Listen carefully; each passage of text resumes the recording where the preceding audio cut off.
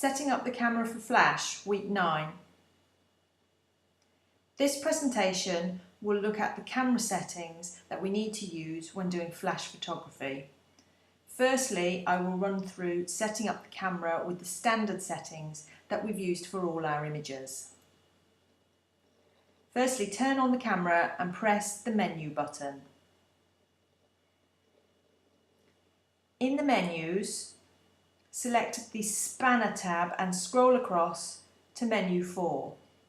Now the first thing we need to do when we pick up our cameras is to format the memory card. Formatting the memory card is different from just erasing the images that may be on it. When you erase images, that just allows new images to be written over the top of them. Formatting removes all the files and sets up the memory card for use in the camera. It also clears the card of any issues that it may have and improves the stability of the card.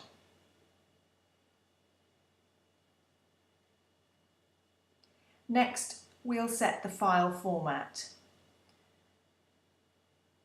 Scroll back to the camera menu and it's menu number 1. And scroll down to file format. Select RAW. We use RAW files because this gives us a digital negative that we can do our post-processing on, and then we can process out to any type of image that we may need. If you were to select RAW Plus at this point, you would just get a RAW and a JPEG file recorded on the SD card. On this particular camera, you have the option of shooting 2 different RAW file formats. PEF is Pentax's version of a RAW file, and DNG is Adobe's version. A lot of people prefer to convert RAW files into DNGs because they feel that they're more future-proof. They feel more confident that there will be software available in the future in order for them to be able to open their files. But for the purpose of this practical, we'll stick to the Pentax format, and so set your cameras to PEF RAW format. Next, set the colour space. Now, colour space refers to the number of different colours a camera is able to record.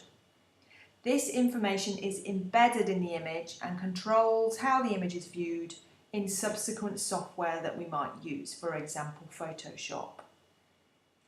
The camera gives us 2 options, Adobe RGB or sRGB. We're going to use Adobe RGB. It is a bigger colour space and it records more colours.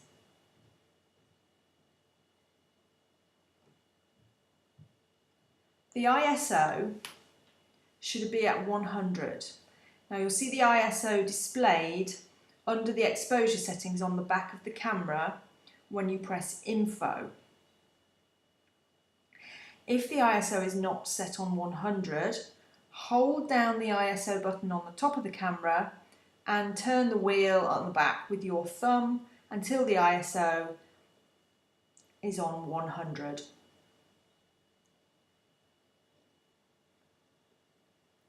Next, we'll look at the settings that are set by the 4-way controller, which is on the back of the camera next to the screen. If you select white balance first, which is the left-hand button, now white balance will change depending on the type of lighting you have.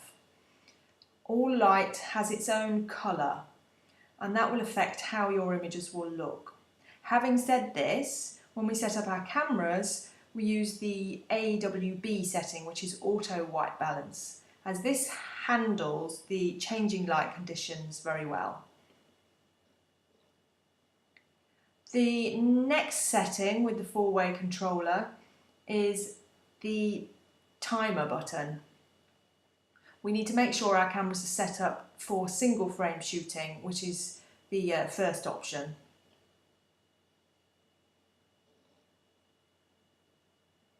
Next, we'll set the colour. You can adjust your photos to make them look more concentrated or make them black and white. We need to just check that this setting is set to natural because we don't need any special effects for these photos. Now if you press the info button on the back of the camera, it should look like this. You have an ISO of 100, you're set for single shots, you're using auto white balance and you're shooting raw shots. Next we'll look at the more specific settings for flash.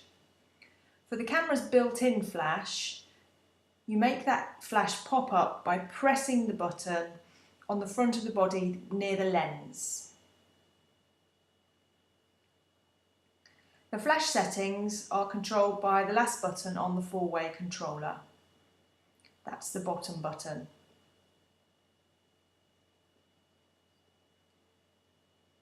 There are two settings that we're going to use from this menu. The first setting, which puts the camera into first curtain sync mode, so the flash will fire immediately after the shutter opens. The other setting we're going to use is the third option, which is the second curtain sync mode, so that flash fires just prior to the shutter opening.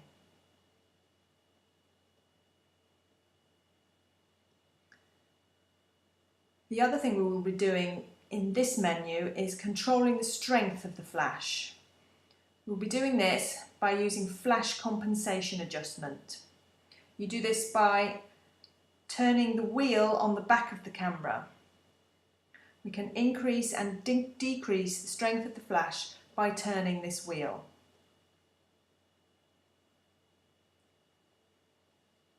During the flash practical, we will be also using a flash that can be mounted on the top of the camera. To mount this flash, you put it on the hot shoe, which is on the top of the camera just above the eyepiece. You then lock it into position. This flash should be set on P-TTL mode. This will allow the flash to sync with the camera. It works in a very similar way to the integrated flash. You can select first curtain or second curtain sync with the button in the middle at the bottom.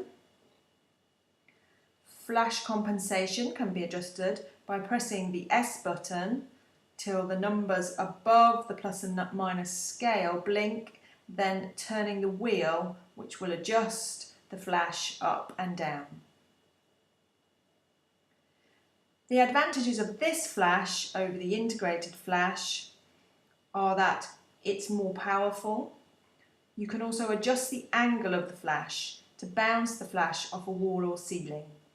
This is done by pressing the button on the side of the flash and setting the required angle. This flash also has a built-in diffuser that flips down over the flash to make our flash softer, and a white card to bounce the flash off if no large surfaces are available.